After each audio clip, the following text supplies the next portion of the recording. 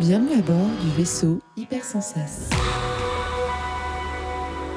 Bonjour et bienvenue dans le Défaussé, votre émission quotidienne sur le jeu de société. Actuellement au Loufoque pour un calendrier de l'Avent. Je suis en compagnie d'Edouard. Salut. Et du binôme de toujours, Zéphiriel. Bonsoir. Bonsoir, bonsoir. Edouard, tu vas nous présenter quoi aujourd'hui ?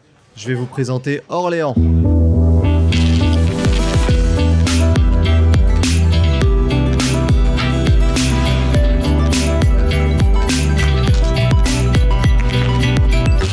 Pour ceux qui ne nous connaissent pas, qu'est-ce que le Défaussé ? C'est une émission qui va durer une vingtaine de minutes et dans une première partie, on va vous parler d'Orléans. Donc principalement Edouard et puis moi potentiellement je pourrais dire des petits trucs parce que je connais le jeu. Ensuite, on va y jouer et ça va être donc la première fois de Zéphiriel. Yes. Et nous reviendrons pour débriefer et c'est génial que ce soit moi qui présente cette émission, comme ça Zéphiriel pourra nous donner son avis à chaud pour cette première. J'espère que c'est un coop. Je ne sais même pas pourquoi ça me fait rire. C'était pas terrible en plus. Hein. Non, elle était un peu... Non, elle était drop comme ça au hasard, on va dire. Et du coup, Edouard, dis-nous, raconte-nous Orléans. Alors, Orléans, c'est un jeu de Rainer Stockhausen. Je le dis pas bien parce que j'ai pas fait allemand LV2. Et illustré par Clemens Franz, je le dis pas non plus bien. Et traduction Stéphane Attimon. Voilà, ça c'est moins important. C'est un super jeu qui date de, a priori, 2014. Qui est un backbuilding. C'est un backbuilding, c'est-à-dire qu'on a chacun un petit sac dans lequel on a des petits ouvriers. Ouais. C'est des ouvriers de base qui sont sous forme de jetons. Et en fait, au gré de la partie, on va acquérir des nouveaux ouvriers qu'on va mettre dans notre sac. Et à chaque tour, on piochera un certain nombre d'ouvriers, dépendamment de plein de choses, qu'on ira placer sur notre petit plateau individuel. Voilà, ce plateau individuel va nous déclencher, quand on placera des bonhommes sur nos plateaux individuels, ça nous déclenchera des actions. Il y en a pas mal différentes. Il y aura l'action par exemple du village qui nous permet de recruter, l'action de la ferme qui nous permet de récolter, d'avoir de la nourriture, l'action du bateau qui nous permettra de faire des déplacements sur la ville d'Orléans parce qu'il y a un plateau central sur lequel il y a différentes pistes. Sur lequel on avancera pour devenir plus fort, plus puissant. Ouais. Et il y a une petite carte d'Orléans avec des routes et des routes terrestres et des fleuves. Et en fait, on se déplacera là-dessus pour récupérer des ressources, placer des maisons, etc. Non, voilà, c'est pas la carte d'Orléans, c'est la carte de la région. Parce qu'il y a Orléans, il y a Blois, il y a tout. Oui, pas du tout. Oui, c'est pas du tout la carte d'Orléans. Il y a Orléans, mais il y a toute la région d'Orléans. Ouais, exactement. Voilà, donc il y a pas mal de choses dans ce jeu, il y a pas mal de mécaniques. Pour autant, c'est pas. On aura l'occasion d'en reparler à la fin, mais c'est pas un. Il n'y a pas 15 000 trucs à penser, 15 000 trucs à faire. Il n'y a pas des règles et des contre-règles qui viennent s'emmêler les unes les autres et compliquer le système pour rien. Ouais. C'est un jeu simple en fait, qui se joue plutôt vite, c'est fluide. Ça a un gros avantage, moi c'est ce que j'adore dans ce jeu et que j'aime beaucoup dans plein de jeux, c'est qu'on joue tous en même temps en fait. Il y a beaucoup d'actions qu'on fait tous en même temps. Alors, on va fouiller dans notre sac en même temps, on va se placer sur notre plateau individuel en même temps. Ça n'aura pas trop d'incidence et il y a quelques trucs qu'on va faire chacun son tour, mais c'est à peu près tout. D'accord. Donc voilà, un jeu avec... est-ce qu'il y a de l'interaction pour ceux qui aiment l'interaction? Alors, moi j'aime bien quand il y a de l'interaction, là il y en a pas des masses, on va prendre un peu... c'est un petit peu une course parce qu'on va récupérer des récompenses sur les pistes de points et c'est le premier qui arrivera sur un certain nombre de points qui récupérera les récompenses en fait. Ouais. Et on va un peu se gêner aussi sur la carte de la région d'Orléans parce que le nombre de maisons qu'on pourra fabriquer sera limité, les ressources seront aussi en nombre limité, donc tout le monde ne pourra pas tout récupérer. Donc c'est un peu comme ça qu'on va se gêner les uns les autres. D'accord. Donc c'est de l'interaction indirecte qui est un peu assez rigolote. Ah oui, il y a un plateau annexe aussi. Qui représente la mairie, il me semble, quelque chose comme ça, ou l'administration. Et en fait, on va aller poser des ouvriers dessus. Et quand on va les se poser, on récupérera des récompenses. Et pareil, là, il y aura un peu de l'interaction indirecte là-dessus, parce qu'on va se gêner les uns les autres. D'accord. Voilà, il y a beaucoup de choses quand on voit le plateau, quand on voit tout l'ensemble. Mais encore une fois, c'est un jeu, faut pas en avoir peur parce que c'est simple, il y a peu de règles et c'est que du plaisir. D'accord. Comment se déclenche la fin de partie? La fin de partie, je sais plus comment elle se déclenche, mais je peux jeter un petit coup d'œil, mais c'est un nombre de points. Ah si, pardon, on va jouer 15 tours en fait. Les tours sont organisés avec des tuiles qu'on va révéler, D'accord. qui vont donner lieu, en fait au début d'un tour on révèle une tuile qui va nous indiquer un événement qu'on fera. D'accord. Ça peut être un événement passif ou qu'on fera à un moment pendant le tour, qui nous empêchera de faire certaines actions, ce genre de choses. Ok, d'accord. Et qui vont amener un peu un caractère. On va avoir l'action du pèlerinage, l'événement du pèlerinage, le commerce, les revenus. Voilà, Ok. il se passera des trucs quoi. Comme il se passerait dans une ville du des Moyen-Âge. événements, quoi. Ok, Qui peuvent être soit positifs, soit négatifs. d'accord. Mais c'est comme ça déclenche à 20 tours quand il n'y a plus de tuiles. Ok, parfait. Vous m'entendez pas quand je parle, c'est ça? D'accord. Le nombre de tuiles déclenche la fin de tour. C'est tout ce que je voulais dire.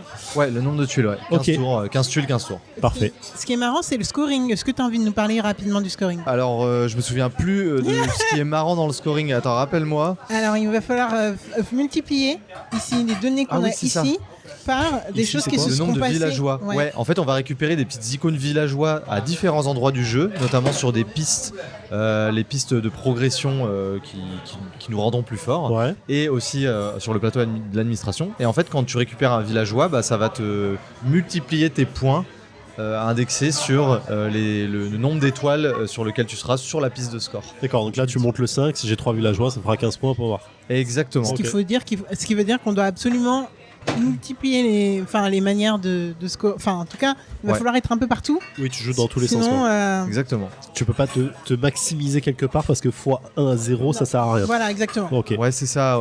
Et comme c'est un backbuilding, en plus, il y a des moments quand tu vas avoir trop de certains ouvriers dans ton sac que tu pioches tout le temps et d'autres pas assez. À un moment, tu vas dire, mince, il faut que je refaçonne un peu mon sac et du coup, il faut que je l'enrichisse avec tel et tel personnage parce que j'en pioche pas assez, ça me gêne. Mais ils sont de la même forme, les ouvriers? Ils sont tous ronds en fait, c'est des mini D'accord. disques. Ok. Et on en a tous 4 de base et après on va en racheter d'autres au fur et à mesure de la partie. Ouais. Ok. Bah écoutez, ça me paraît absolument pas très clair comme ça. C'est Mais c'est normal. Je pense que si ça l'est pas pour toi, ça ne sera pas pour les auditeurs et les auditrices non plus. Cependant, en fait, il faut se rendre compte qu'on a tous un plateau individuel et il y a 2 plateaux qui sont collectifs. Un plateau qui représente Orléans et le village. différentes Et un jauges. autre plateau qui va représenter la mairie. Et en fait, les personnages ce qu'on va faire sur notre plateau individuel va pouvoir influencer ce qui va se passer et à la mairie et au village et dans les environs. Et Ok. ainsi, on va pouvoir récupérer des données, des denrées, des ressources. On va pouvoir placer des gens à la mairie. On va pouvoir se balader dans toute la région d'Orléans et ainsi essayer d'engranger des points. Ça me paraît Bon, déjà vachement plus clair. Incroyable. C'est un résumé. C'est un bon résumé. Merci Alex. Eh bien écoutez, moi je vous propose d'y aller du coup. Let's go. Allons à Orléans. Allez, let's go.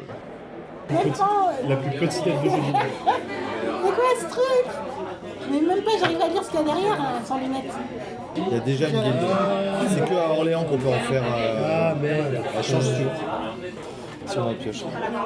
J'ai 15 000 bleus qui me servent de joker, j'en pioche aucun. De même. Ça me joker. Tête les couilles.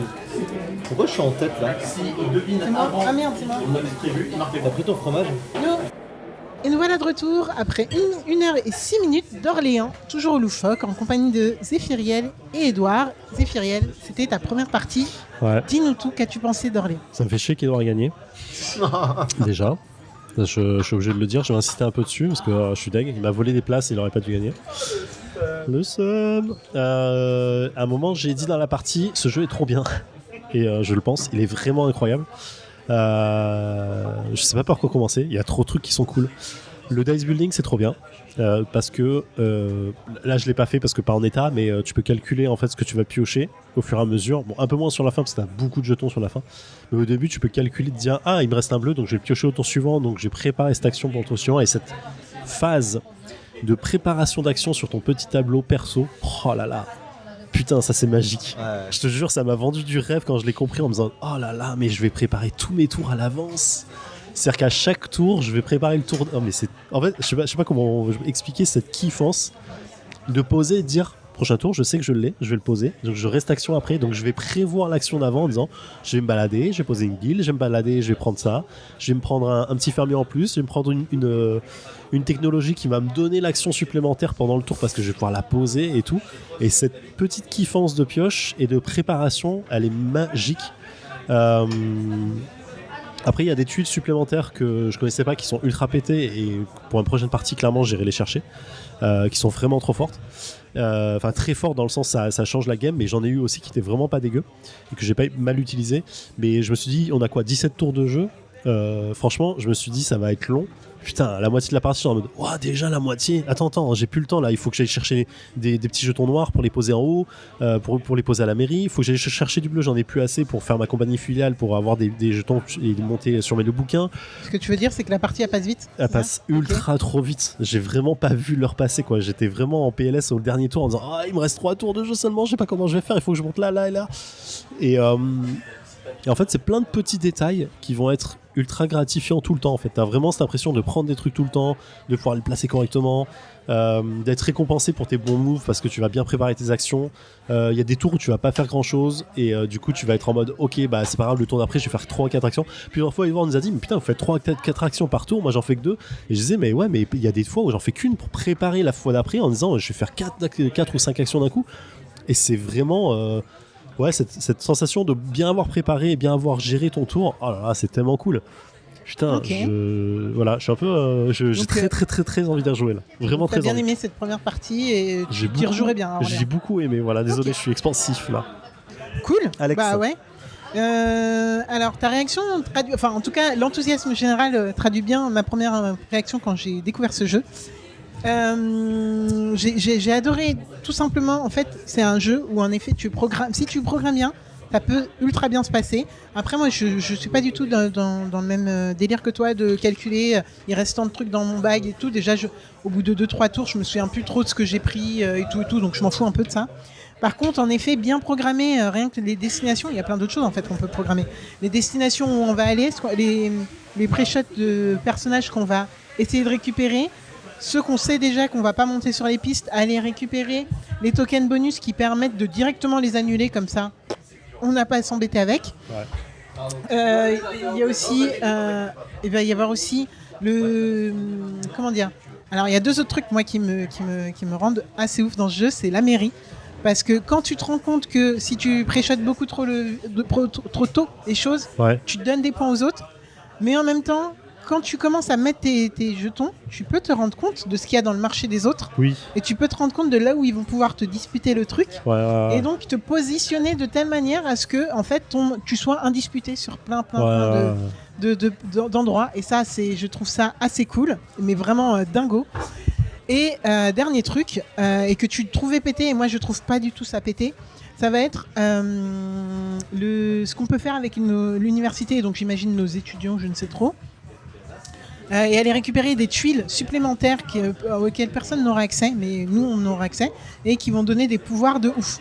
Et en effet ça, moi je le mets vraiment en parallèle et en complément avec, enfin pas en complément du tout, mais pour moi c'est similaire dans Planet Unknown, quand tu vas aller chercher sur la piste noire les cives, je crois que ça s'appelle les cives, et du coup ça te permet de te donner un bonus de ouf. Ouais. Là où on a eu un avantage certain, c'est si tu sais jouer, si tu as déjà joué, tu sais. Ouais, tu sais ce qu'il y a dedans. Moi je savais exactement la cive la tuile de niveau 2 à aller chercher, je savais que je la voulais. Et au début, j'ai regardé dans la préparation d'Edouard et je savais qu'on n'en enlevait pas. Ça, c'était un peu ma crainte parce que dans Planet Unknown, tu enlèves. Ouais, là, tu sais qu'elle y sera quoi qu'il arrive. Tu peux aller la chercher quand on a besoin. C'est exactement ça. Et donc, ça, c'est peut-être l'avantage qu'on avait sur toi. Mais en effet, en fait, si tu joues avec des gens qui ont le même niveau de connaissance du jeu, au final, c'est premier servi comme la piste noire de Planet Unknown. Alors, je disais pas ça péter dans le sens, ça m'a. Enfin, là, je fais un score tout à fait honorable pour une partie, une première, et je fais un score tout à fait honorable pour une première, et je disais péter dans le sens, ça donne le choix d'aller chercher d'autres trucs. Vraiment, je disais pas c'était péter dans le sens, ça déséquilibre le jeu pas du tout. Hein, ok. Excuse-moi, j'avais. Non, t'as bien fait de le préciser. Mais ouais, non, c'est un jeu où de back building et de programmation et de genre poste d'ouvrier, on va dire, mais que je surkiffe. Je Ouais. suis Trop bien. étonnée de ne pas y avoir joué depuis, et avant ça. Et clairement, si j'avais des joueurs et des joueuses autour de moi plus récurrents, eh ben, je pense que j'irais directement l'acheter. Mais bon, malheureusement, c'est pas vraiment le cas. Du coup, je pense que j'attends que BGA l'adapte. Ah, il est simplement. incroyable, vraiment incroyable. Incroyable. Voilà. Edouard? Et ben moi j'ai encore plus aimé cette partie que les autres que j'ai fait avant. Je pensais en rejoignant, j'ai joué peut-être 3 parties de ce jeu. Et là je me disais en rejoignant, bon je vais retrouver les sensations d'habitude, ça va pas être incroyable. Et en fait non, j'ai vraiment aimé. Effectivement là à l'espèce de mairie où on peut aller, on peut vraiment se gêner et bien anticiper, bien prévoir pour vraiment s'emmerder les uns les autres. Et ça a eu lieu et c'était très énervant. Ah, ou là, des j'ai fois kiffé. hyper satisfaisant. J'ai kiffé. Et en fait, là, ce que je me suis rendu compte dans ce jeu, c'est que t'es jamais en retard parce que t'as toujours des moyens de faire des points en fait. Ouais. Le calcul des points, il est hyper bien foutu. Je rappelle, une grosse partie des points va être générée par les petites maisons qu'on va additionner aux villageois, qu'on va multiplier par les étoiles sur la piste de score. Ça paraît un peu flou dit comme ça, mais en fait, si on peut toujours se rattraper, c'est-à-dire que si on n'a pas de villageois, on peut aller chercher les maisons et les étoiles, on va tous avancer à peu près facilement dessus. Et tout vaut Et donc des en points, fait, il y a toujours de la place, il y a plusieurs techniques différentes pour gagner. En fait, il y a plusieurs stratégies, il n'y en a pas qu'une et on peut être là, surtout on peut être à... Il y a plusieurs rendez-vous possibles pour gagner des points dans ce jeu et c'était hyper cool, je trouve. Ouais. C'est un classique et c'est pas pour rien. Vraiment, moi je trouve que Orléans, quand je l'ai découvert, mais ça m'a fait vraiment, ça m'a mind blow direct et j'étais en mode. Ouais, je C'est comprends. comme Agricola. Quand j'ai découvert Agricola, je suis en mode, mais voilà, ces trucs-là sont pas des classiques pour rien.